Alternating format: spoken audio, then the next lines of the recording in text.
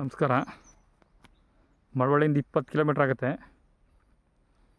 Mud road 1.25 kilometre ಬರಬೇಕು. Malavalli registration. Soil ಬಂದು ಈ ಥರ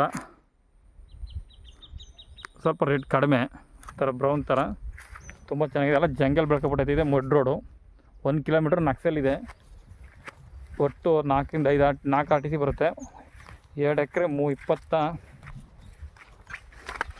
29 ಕುಂಟೆ ಎಲ್ಲ ಜಂಗಲ್ ಬೆಳ್ಕೊಂಡಿದೆ. ಬಾಕ್ಸ್ ಸ್ಕ್ವೇರ್ ಆಗಿದೆ, ಏನು ತೊಂದರೆ ಇಲ್ಲ. ಸೂಪರ್ ಆಗಿರೋಂಥ ಜಾಗ.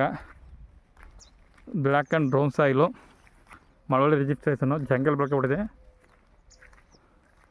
ನಿಮಗೆ ಕಡಿಮೆ ಬಜೆಟ್ ಆಗೋಂಥದ್ದು ಹುಡ್ತಿರೋಕ್ಕೆ ಅವ್ರಿಗೆ ಈ ಜಾಗ ಸೂಟಬಲು. 35 ಲಕ್ಷ ಹೇಳ್ತಾರೆ. ಯಾಕಂದರೆ ನೆಗೋಷಿಯಬಲ್ ಆಗುತ್ತೆ. ನೋಡಿ, ಜಾಗ ಮಾತ್ರ ಸೂಪರ್ ಆಗೈತೆ. ಎಲ್ಲ ಜಂಗಲ್ ಬೆಳ್ಕೊಂಡೈತೆ. ಕ್ಲೀನ್ ಮಾಡಿಸ್ಕೋಬೇಕು.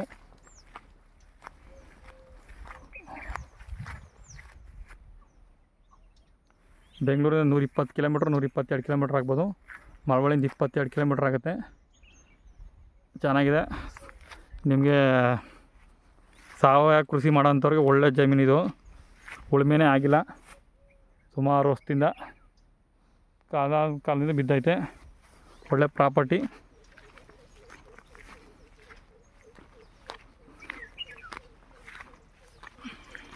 ಮೂರು ಎಕರೆ ಇರೋಂಥ ಜಾಗ. ಬೆಂಗಳೂರಿನ 120, ಮಳವಳ್ಳಿಯಿಂದ 22 ಕಿಲೋಮೀಟ್ರು. Low budget.